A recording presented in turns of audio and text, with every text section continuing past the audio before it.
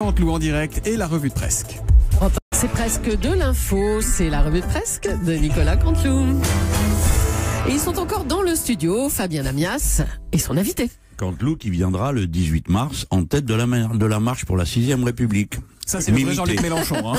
Ça, c'est moi, C'est c'est vrai, pas ouais, Canteloup ouais. qui imite, c'est pas encore lui. Hein. Décidément, Canteloup a fait de gros progrès dans ses imitations. Alors, en tout cas, moi, en vous écoutant, j'ai compris la technique d'interview qu'il faut, il faut le dire, adopter avec vous. Je vais pas vous braquer, Et je vais faire comme ça tout le temps. non, là, Non, je là, suis c'est Fabien Lamias. D'accord, c'est Namias. oui, d'accord. Namias. Oui, là, vous me Alors, vous me tordu déstabilisez sur parce le que côté. je suis quand même un professionnel de l'interview, me prendre pour Namias alors que pour Mélenchon, je fais Namias. Bon, bref. Alors, je ne vais pas vous braquer, je vais faire tout comme si vous étiez président. Donc, en tant que président, Jean-Luc Mélenchon, vous allez faire comme Robespierre. D'ailleurs, avec votre duo avec Thomas Soto, on serait cru avec Robespierre et Jean-Marc Thibault. Voilà. Oh, magnifique. Voilà, j'ai détendu l'atmosphère avec de l'humour moderne de 1963. Alors, ou est-ce que vous allez faire comme le général de Gaulle, vous allez convoquer quelque part une assemblée constituante? Ça, c'est moi, là. Oui. Non. Ouais. Vous savez quoi, Namias? Vous êtes bien. Ça, vous êtes un bon gars. C'est autre chose que Soto. Hein, vous savez choisir les mots. Oui, monsieur Namias, vous savez choisir les mots. Je vous réponds donc à votre question. Moi, président, je convoquerai une assemblée constituante.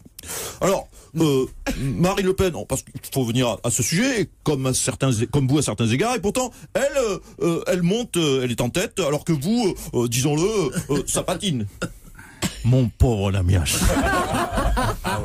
Vous valez pas mieux que Soto, ce pauvre Soto. Ça suffit, Lamias, d'asséner des contre-vérités. Alors, vous êtes soi-disant journaliste et vous restez dans votre bureau. Mais sortez votre bureau. Vous allez voir les vrais ouvriers. Quoique non, vous allez sortir du bureau, vous allez tomber avenue Montaigne, il n'y a que des gens qui gagnent 32 000 euros. Hein? Alors sortez de l'arrondissement carrément. Ou sortez tous ce soir. En Europe 1, je peux pas vous encadrer. Voilà. Bon, merci Fabien Lamias. Et on accueille Ben, c'est maintenant. bien dit, et je le répéterai le 18 mars, je suis pas venu pour rien, place de la Bastille, en direction de la République. Merci Allez. monsieur Canteloup, je vais essayer de vous imiter dès que je rentre chez moi. Mais c'est pas fini, hein. C'est pas fini, Canteloup, hein. Ben, On c'est accueille bien. maintenant Marc-Olivier Fogiel. Bonjour, Marco. Oui, bonjour. Bah oui, privé payé, s'il doit faire une minute. Allez. Canteloup ne peut pas faire qu'une minute, monsieur Tout le monde peut Mélenchon. pas être à 32 000 euros. Alors, bonjour à tous. Bonjour Jean-Luc Mélenchon. C'est toujours une joie de vous recevoir, je dois vous le dire. Alors Jean-Luc, on vous connaît. On aurait presque envie de vous toucher, Jean-Luc Mélenchon. Pas pour la qualité du gilet, bien sûr. On voit bien qu'il n'est pas fait chez Arnise. Il doit faire moins de 3 000 euros. Non, c'est juste pour vérifier que c'est bien vous et pas votre hologramme. Ah, Et d'accord. oui, chers auditeurs, parce que si ça se trouve, il est dans son plumard, le vrai Jean-Luc Mélenchon. Il a envoyé le double. Alors, Jean-Luc Seulement. Mélenchon a fait votre émission Le Divan sur France 3. Très bonne Marc-Olivier, émission. hein. Oui. On a apprécié un Jean-Luc Mélenchon avec Sur le divan, oui. beaucoup d'émotions. Sur le divan, Jean-Luc a parlé de ses problèmes d'audition. Bon, il n'est pas le seul, d'ailleurs, candidat à avoir des problèmes d'audition. C'est clair. François Fillon, aujourd'hui, a des problèmes d'audition. Il n'entend pas le bruit des casseroles. Bah tiens, justement, on va dire un mot de l'actualité de François Fillon. Ah ben, c'est un début de semaine assez tranquille pour lui, franchement, François Fillon. Quand même, il est mis en examen pour trafic d'influence, détournement de fonds publics, abus de biens sociaux. Oui, mais c'est ce que je dis, c'est très calme cette semaine pour lui. Hein. Et de toute façon, il s'en fout, l'abbé Fillon. Lui, il bénéficie de la présomption d'innocence et nous, on a la présomption qui s'en branle. Bon, allez, c'est bon. On passe au titre maintenant, Marc-Olivier. Allez, c'est parti on pour vous les écoute. titres. Nos ancêtres, les Gaulois. Jean-Luc Mélenchon, qui est un bon dessinateur, adore les personnages d'Astérix, d'Obélix, d'Idéfix, d'Abracoursix, d'Anne-Sophie Lapix. Ah non, pardon. Il fallait pas, non. Pardon, pas la dernière. Faut pas prononcer ce mot d'Anne-Sophie Lapix, ça va encore énerver notre Jean-Luc. Non, alors qu'il était de bonne humeur ce matin. Pas Ah vrai, oui, Thomas? ah oui. On est bien tombé. Oui, absolument. Bah ouais, il a joli, raison. très joli, Oh, très joli. risotto. Non, Un jeu de mots. Ça, j'ai dit le Risotto, risotto. mais c'est un jeu de mots. Ouais. Ah non, Ah, c'est d'accord. un jeu de mots, apparemment. j'ai pas vu. Allez, on continue. Enfant modèle. 2 enfants de François Fillon, vous le savez, Jean-Luc Mélenchon, ont réservé une partie de leur salaire d'assistant à leurs parents. Si chaque enfant, franchement, lui rapporte autant de pognon, c'est pas étonnant qu'il soit contre l'avortement, François Fillon. Oui, je s'abonner, donc c'est moins drôle. Non, Allez. si, c'est bien. Tricherie nationaliste. Le patrimoine de Marine Le Pen serait sous-évalué. Sous-évalué? Ouais, mais comme ce racisme en fait. Bah oui. C'est cohérent. Sondage. Et allez, on sera tous le 18 mars. À la Place Bastille. de la Bastille, Voilà, en direction jusqu'à de la la République. République. Voilà, c'est que qu'à la 4e pub. Ça va vous L'après-midi, coûter- hein. Ça va vous coûter plus de 32 000. Hein. Allez, l'écart se resserre entre Macron et Fillon. 24 pour Macron, 20 pour Fillon. Et oui, les gens croient à nouveau en France à Fillon. Il file un emploi fictif à sa femme, il la surpaye, il emploie ses gosses, qui lui reverse l'argent, il se fait offrir des montres à 16 000, des costumes à 50 000, il obtient des prêts sans intérêt, il est mis en examen et il monte dans les sondages. Allez François, encore un petit effort, braque une banque et tu passes dès le premier tour. Merci Marc-Olivier, à bientôt. Vous n'avez pas réussi à vous entendre avec lui, monsieur Mélenchon. Il vit une campagne difficile. Il est avec nous ce matin. On accueille maintenant Benoît Hamon. Bonjour Jean-Luc, bonjour à tous les camarades de l'avenue Montaigne. C'est vrai qu'ici on est un petit peu en rendez-vous interconnu avec Jean-Luc. En tout cas ça fait chaud au cœur de voir autant de monde et combien ce studio 6, 7, quasiment le double de mes meetings. Alors, Manuel Valls ne vous parrainera pas. C'est un coup dur pour vous. Hein. Vous allez réagir comment ? Écoutez, j'en prends note. Bertrand Delanoë, il a dit c'est non. Jean-Yves Le Drian, il dit même pas en rêve. Manuel Valls, il dit non, plutôt crevé. Écoutez, j'en tire les conséquences, je suis lucide, je décide comme eux de ne pas soutenir le candidat socialiste. Mais enfin, c'est vous, le candidat socialiste. Oui, c'est ça. J'ai décidé de ne pas m'apporter mon soutien. Mais enfin, il faut vous battre, Benoît Hamon. Battez-vous. Mais c'est ce que vont faire les autres, ils vont me battre. C'est vrai que cet humour ferait rire Jean-Luc.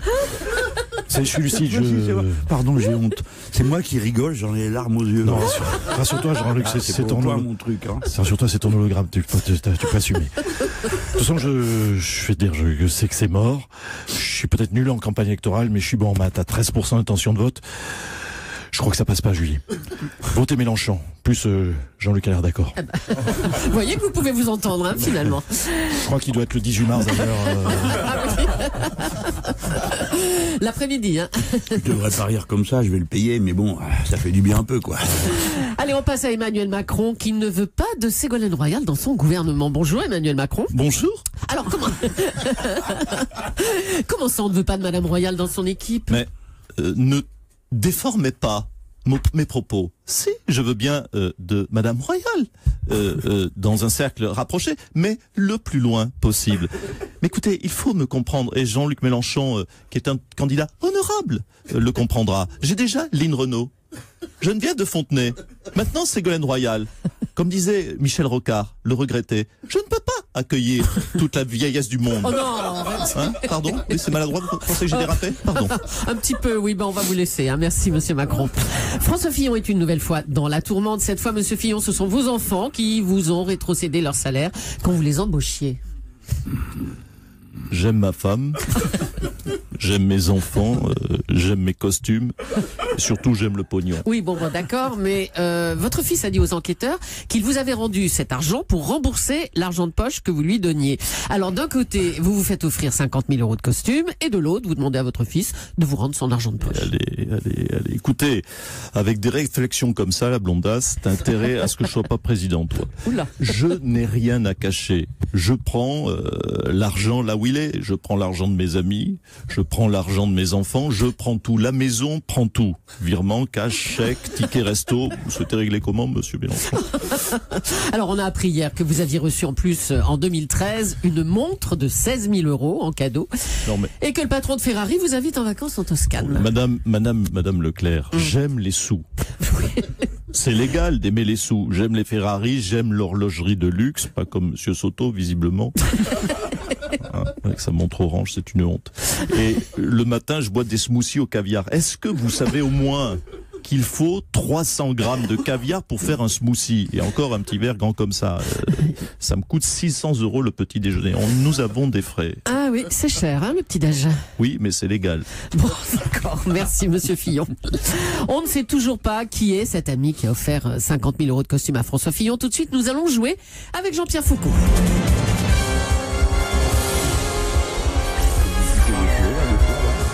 C'est mortel, hein. Oui, bonjour et bienvenue. Bonjour, ma chère Julie, mon cher Jean-Luc. Tout de suite, Tout de suite, je vous propose de jouer à qui veut gagner des millions. Mais non, pas qui veut gagner des millions. Qui veut saper un Fillon? Jean-Luc, vous êtes notre candidat. Voici la question. Qui vaut 50 000 €. C'est une belle somme, c'est une coquette somme. Hein. Qui est l'ami blindé de François Fillon? L'oncle Picsou, réponse A. Monsieur de Fursac, réponse B. Vladimir Poutine, réponse C. Oui, Vladimir. Hein. Vladimir. Tu veux un costume? Vladimir. Vladimir Poutine. Ou enfin la question, qui est l'ami blindé de François Fillon? Réponse D, le cheikh Mohamed en blanc. Eh oui, le cheikh en blanc. Attendez, ne répondez pas tout de suite, Jean-Luc. La réponse après la pub. Faut bien qu'on gagne des sous. On a reçu Fillon lundi. Ça nous a coûté 12 000 en smoothie au caviar. Merci et bravo à Nicolas